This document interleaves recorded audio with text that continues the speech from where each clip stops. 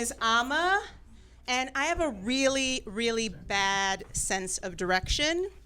I'm always lost, but honestly, I blame it on my GPS. You know, I can't really relate to it. It sounds like a boring white woman. It's like, keep right to exit. You've missed your exit. Of course I missed my exit. I need a firmer tone. I need my GPS to talk to me like my Jamaican mother. All right, sweetie. Exit soon come. You gonna hear me? Exit soon come. Exit come and gone, Lord of mercy. That's the kind of firmness I need on the 110. So I was raised by a very eccentric Jamaican mother in an all-white neighborhood. It was really, really rough. Being the black foreigners in the neighborhood, I mean, you never felt welcome. Like one time I came home to find someone had stuck hundreds of plastic forks on our front lawn, sharp side up. They even had the nerve to leave a sign that said, "Animals not welcome." Turns out it was my mother.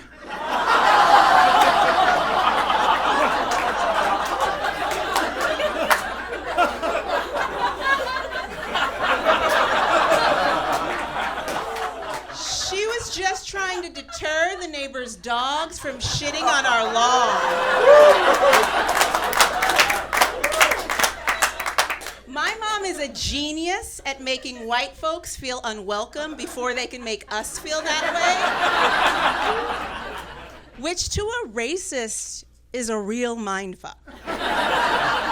Like, I can only imagine how confused the neighbors must have been. Arlene, did you see what those people did to their lawn? Now where are we supposed to burn our cross?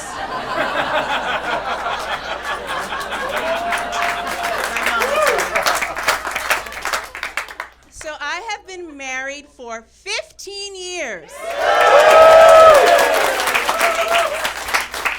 My wife's name is Joan, so obviously she's white. And here's the thing about white women. You know, they go overboard with their commitment to being an ally. We all know. Like, early in our relationship, we did a road trip down south, and, you know, we wanted to go on one of those historic plantation tours. My idea, not hers.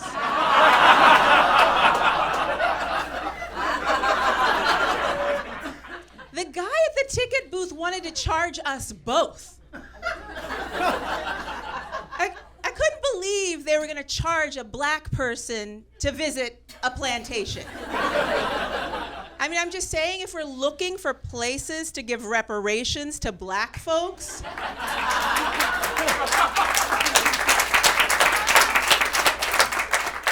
free admission to the plantation tour is low-hanging fruit.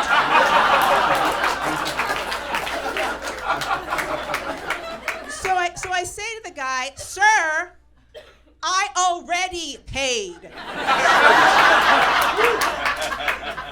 And my ally wife is like, "Fuck this shit, babe. Let's break in." Oh, hell no. I am not trying to be the first black woman in America arrested for breaking into the plantation.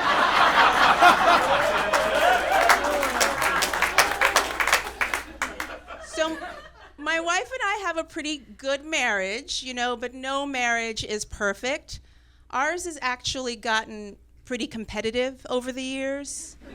You know, we're both alpha lesbians, which means we sometimes act like dicks. Vying to outdyke each other. At this point, it's more like we're the Sharks and the Jets from West Side Story battling over lesbian turf, also known as Highland Park.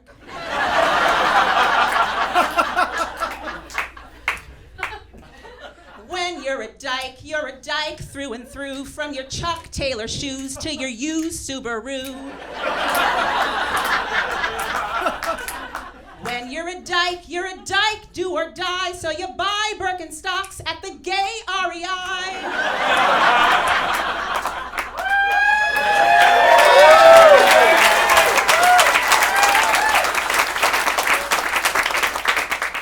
So my wife and I have 3 kids. She gave birth to our firstborn, and I one-upped her by giving birth to twins. The hardest part of being pregnant was actually having to hear other women, especially preachy white women, try to guilt me into giving birth naturally. They'd be like, Amma, nature is the ultimate narcotic.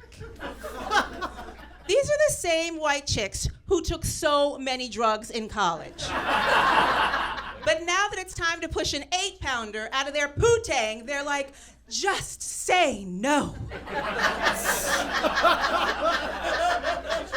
I think giving birth is the one time you should absolutely say yes to drugs.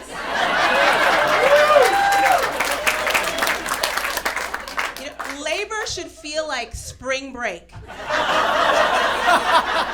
where you take a bunch of drugs, get fingered, and pass out. Wake up next to a perfect stranger that you call baby.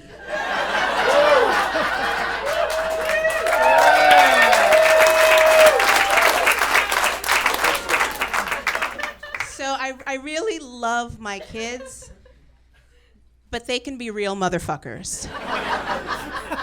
And I get to say that because I am technically the mother they're fucking with, you know? It's so hard being a parent these days.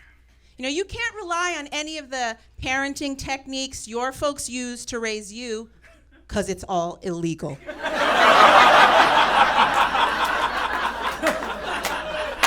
Although I did recently hear about a California law that would permit parents to spank their kids once a year.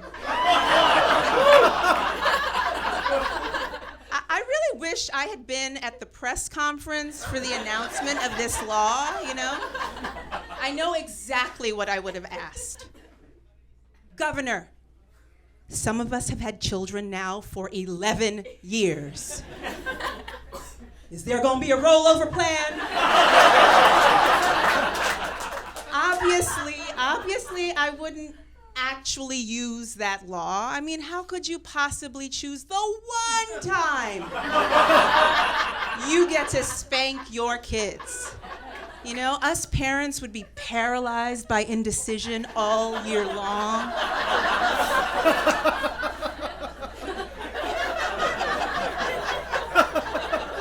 And then end up going on a spanking spree on New Year's Eve.